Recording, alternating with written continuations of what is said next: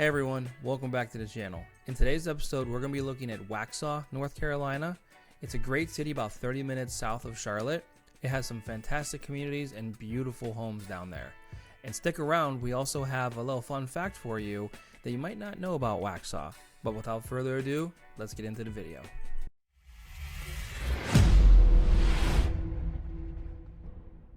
So let's begin. If you've been here before, you know I like to look over the real estate stats and housing information first. So let's go ahead and jump over there real quick and see how that's looking. Now this information is just a little bit off. We're just about a month behind because as I'm filming this, it's May 2nd. So the numbers haven't fully updated yet, but this will get a good grasp of what's going on in the market within the last 6 months to a year to 3 years is what we're looking at right here. So for the median sale price, you can see it's down 9% year over year. And with this chart, you can see from 2021, when we first started the housing boom, it was a consistent rise up to about June of 22. That was the peak for most places here. Around June to August was the peak for the housing. And you can see ever since then, it's kind of been coming down slowly. No big crashes, nothing like that. And as of right now, we're about $500,000 for the median sale price, which isn't that bad for what you would get in Waxhaw. And next, we're going to look at number of houses sold. You can see it's a pretty big decrease year over year, minus 23.3%. And you can see once again, it peaked was really high in June 2021, and actually started going down. Inventory has been very low the last couple of years, so that has something to do with it. And then we were really low at the beginning of this year, and now we started trending back up. So the inventory is picking up slightly. I know builders are still pumping them out pretty good around, at least in this area. There's still a lot of new neighborhoods and ones being creative and ones just finishing up.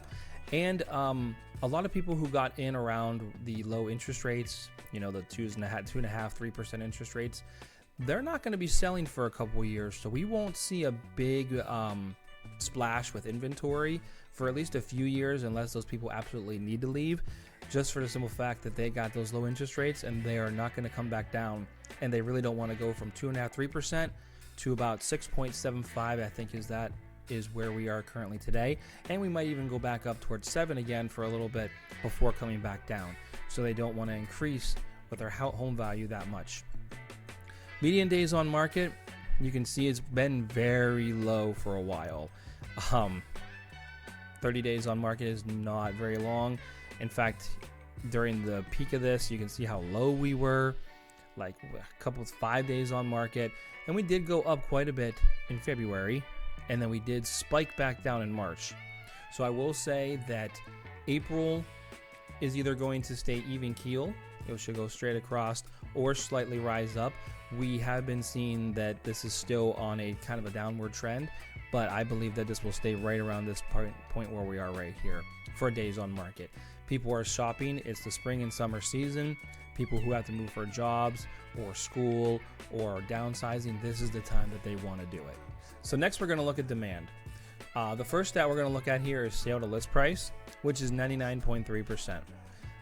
So the sellers are actually getting it pretty close to where people are saying that's a fair market value price. It's still a little bit high because they're not getting quite 100% or over 100% of what they're asking, but it's still really close to that. And you can see here at the peak, once again in June, it was about 104.6%. And ever since then, we've been trending down a little bit. We did get a little bit of an uptick in February and March to 98 to 99. Now, for the next one, we might actually get at 100 or slightly over 100, because from what here at Rapoli Real Estate, what we've been seeing is that houses are still kind of priced a little bit high, but there are people out there who are saying this is probably a good deal, or it's the best deal we're going to get right now. And they're getting what they're asking for, or sometimes higher in some cases. Homes sold above list price, you can see it's dropping, minus 25.2% year over year.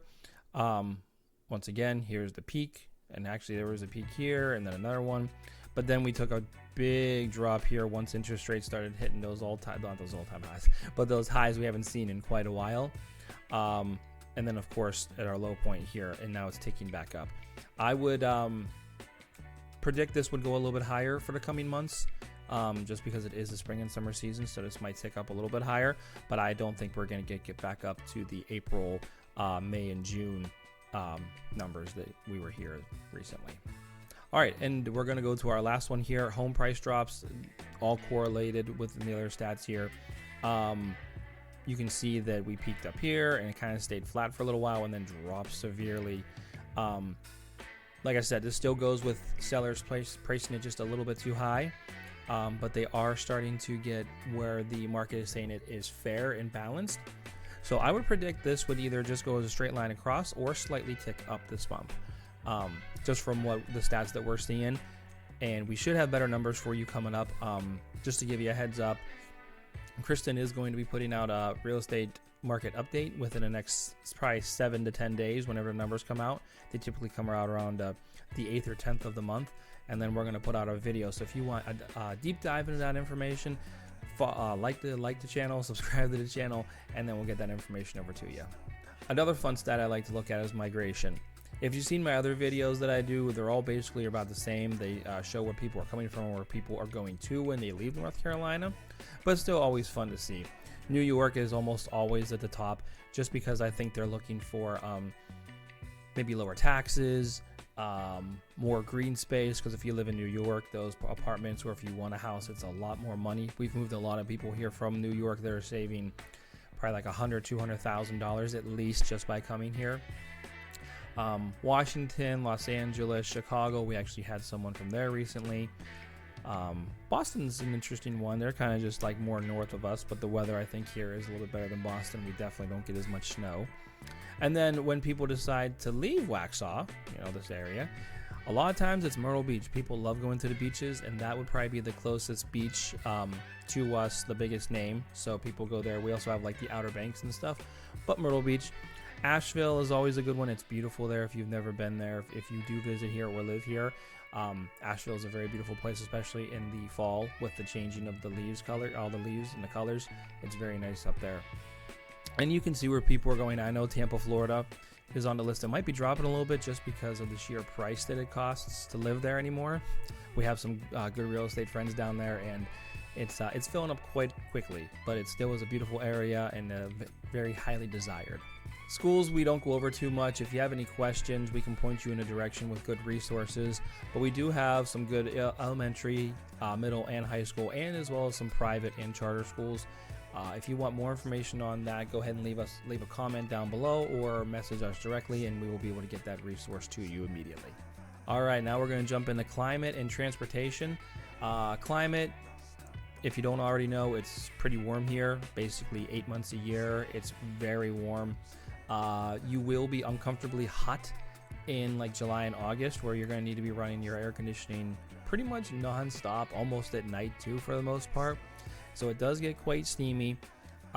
We do stay in our houses quite a bit, but if you live in a neighborhood with like a pool, it's very nice to go to the community pool. There's other community pools like YMCA's, or if you have enough money where you buy a house, having your own pool in the back makes it more tolerable. But yeah, you will have extreme heat in July and August, but the rest of the year is pretty comfortable. It's going to be warm, lots of short weather, which we came from Northeast Ohio and we desired that. So I really appreciate this weather way more than living just off of Lake Erie. In regards to snow, you're not going to get too much. This calendar year, 2022-2023, we didn't get any snowfall whatsoever, which was kind of a rarity. Usually we get some snowfall, so you will be getting some of that. But if you do desire snow, the mountains are just about 2.5 hours away, 3 hours away. So if you really want to go skiing or see the snow, it's not that far to get to the mountains to have that, because I kind of miss it too. I haven't made my way up there yet, but that is an option for you.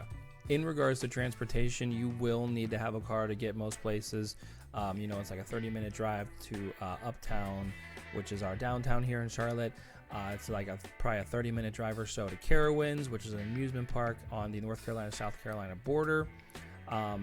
You can do some walking in the downtown area, which is it's nice, it's cute. You can do some stuff there, but you will need a vehicle to get where you need to go. Charlotte is a driving city. So now you got the real estate and housing stats, but what can you actually do if you move to Waxhaw, North Carolina? Well, I already said that Uptown is about 30 minutes, and Carowind's about 30 minutes, and then you have the beaches and the mountains about 2.5, 3 hours away, depending on where you want to go. But if you're in Waxhaw, they do have some stuff to do. They have the Museum of Alphabet, Cane Creek Park, which is also very beautiful, lots of walking trails. It's very nice there. And here's the little fun fact that I was talking about. Andrew Jackson was actually born in the settlement of Waxhaw. So I never knew that. I did a little research, and it turns out that he was. He does consider himself, I believe, a South Carolinian, but he was born there in the Waxhaw settlement, so I thought that was kind of interesting. So they have the historic Waxhaw footbridge, 12 Mile Creek Greenway. So there's a bunch of little fun things you can do, nothing absolutely crazy like big cities have, but there's a lot of small town charm in this. So if you have any questions about this or what you can do, or just questions in general about the Waxhaw area, go ahead and reach out. Our information is on the screen here, and we would love to help you if you were deciding to move here or around the Charlotte area. All right, and that completes our tour of Waxhaw, North Carolina. I didn't go too in depth with a lot of this stuff, but if you guys have additional questions about what you can do in Waxhaw, what it costs to live in Waxhaw, or any particular houses that you might see and you have questions on, don't hesitate to reach out. And if you enjoyed this video, make sure you give it a like and subscribe and hit the little bell so you get notifications whenever we put out information like this. We do weekly episodes where we do certain neighborhoods, we do market updates, and then I do little videos like this trying to narrow down different areas where you might want to live in the North Carolina area. But that's all I got, so have a great rest of your day. Bye.